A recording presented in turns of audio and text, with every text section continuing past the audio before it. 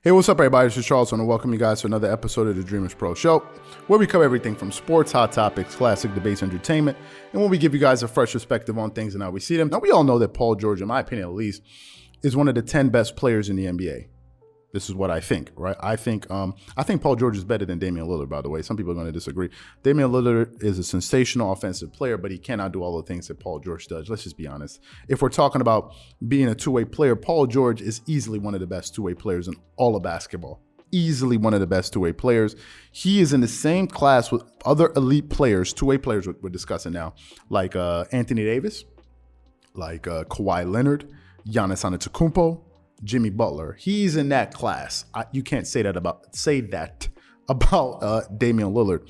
But one of the biggest knocks on Paul George in his career is his ability to lead. But going into this season, very few people seriously discussed the Clippers as, a serious team out west. And I can totally understand that. Why? Because I think the primary reason they did that was due to the fact that their best player, Kawhi Leonard, was injured. And to me, it makes a lot of sense to not overhype a team when they're missing their best player, right? Any team that doesn't have their best player available to them is not going to be as good as they could potentially be if he were on the court with them. So that I totally understand that. However, I think in the process of that line of thinking, I think a lot of people have forgotten just how good of a basketball player Paul George is. Let me get into his stats quickly this season. Paul George, think about this.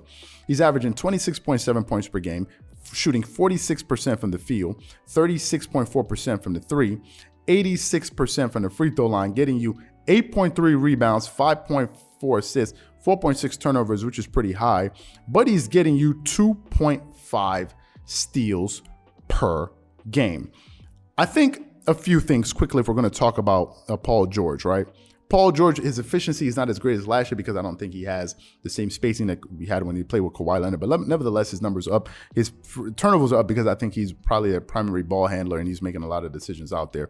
Paul George's numbers are translating into wins for the Clippers. This is the fundamental difference between Paul George and many other players. For example, if you think of a guy like Russell Westbrook has, can have these gaudy individual stats, but they don't translate into wins. They don't add up into anything. In the case of Paul George, his numbers are actually helping the Clippers win games. And as we speak, the Clippers have won 5 games in a row.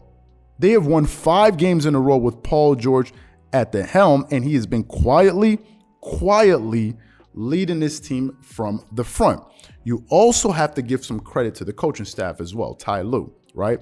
And his staff. And I've said, and I believe this, I believe the Clippers have arguably the best coach in the NBA. Arguably the best coach in the NBA.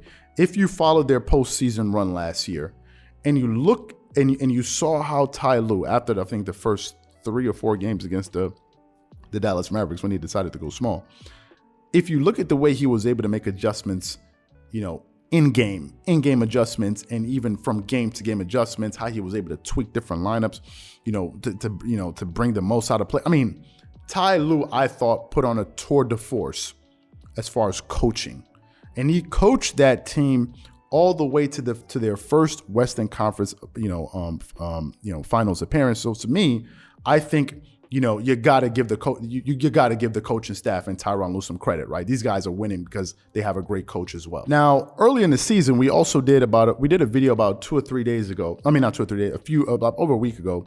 We were discussing some of the Clippers stats, right? And I said there were some interesting things happening with the team.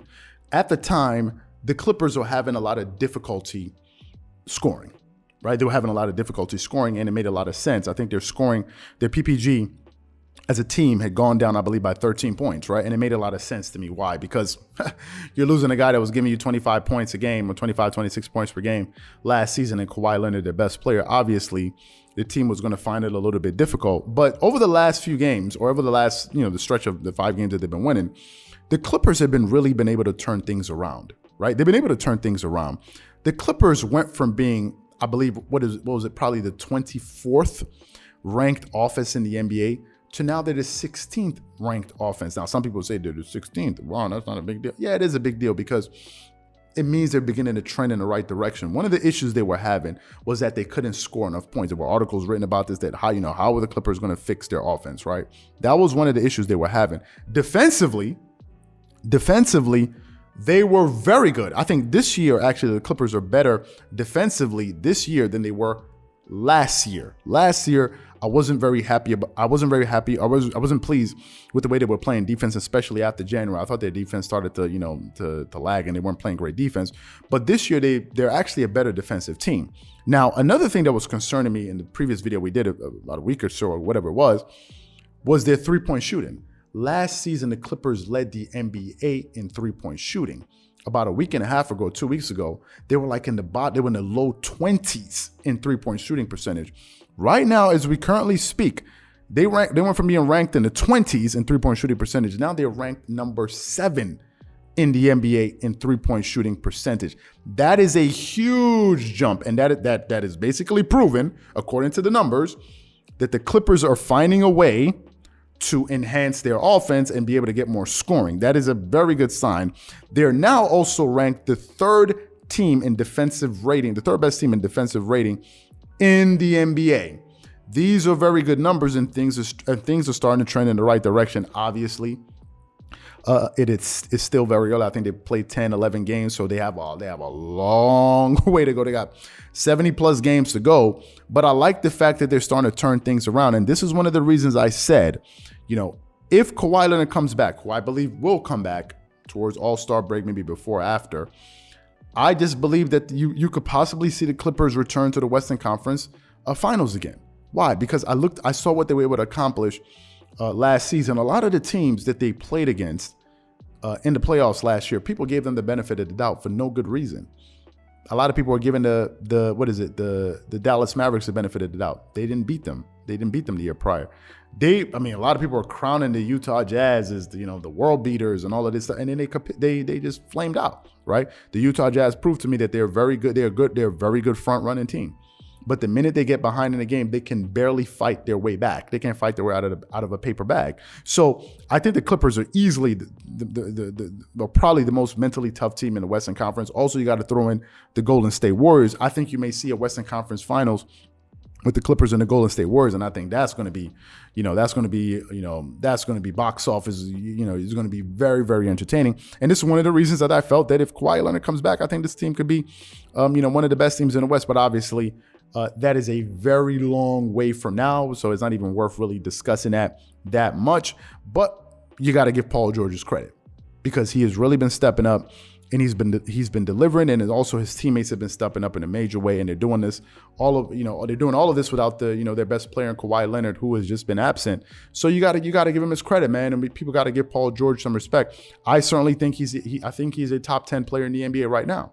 And given the circumstances that he's playing under, and the best players not on his team, I still think he should be considered as one of the early. And if people are going to start talking about MVP, they're probably going to start talking about it after Christmas, like early season MVP or whatever. You got to include him, because he's doing this without his best player. So these are my thoughts and opinions on Paul George and the Clippers. What I want to know from you guys is, what do you think? Do you agree? Do you disagree? Whatever you guys think, please leave your thoughts and comments in the comment section below. Again, if you enjoyed the video, be sure to make sure you go ahead and hit the like button, hit the subscribe button, and hit the notification bell to be notified whenever we drop our content. Once again, this is Charles here from Dreamerspro, wishing you guys an amazing day, and catch you guys on the next episode.